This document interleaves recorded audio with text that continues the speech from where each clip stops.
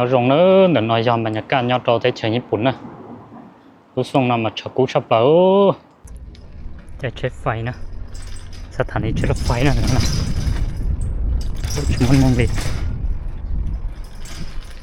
โอ้ชมันนั่งเกียร์เนอะน้องๆจะใช้รถไฟอ่ะจะใช้รถไฟย้อนเราได้ใช้ญี่ปุ่นเราจะทันสมัยเนอะจะใช้จะเลยชิมพาสักแกในนอนจะใช้รถไฟแต่ซะนะโอ้น้องๆชมันนั่งเกียร์เร็วแต่นอนจุดตาต่ออยู่มุงอยู่ไว้ขอบของนะ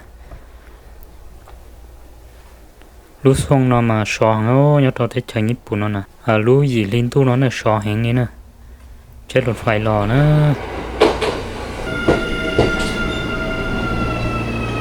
เดี๋ยวน้องจะกูแจ้ด้วยน้องนะเจ๊จะกูมาเล่นเป่าลูกเต่ากีฬาหัตถะ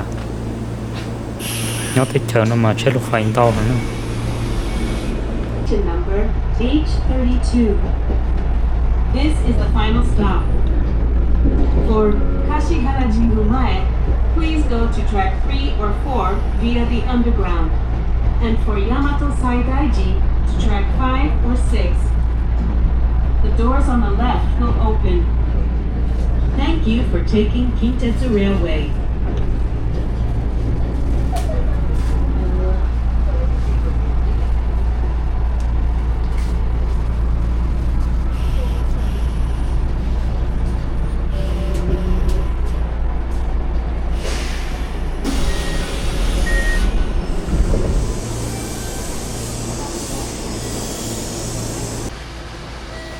เดี๋ยวน้องเราจะกูต่อรู้ว่าโมโตยามาโตใช้ได้จริงนะ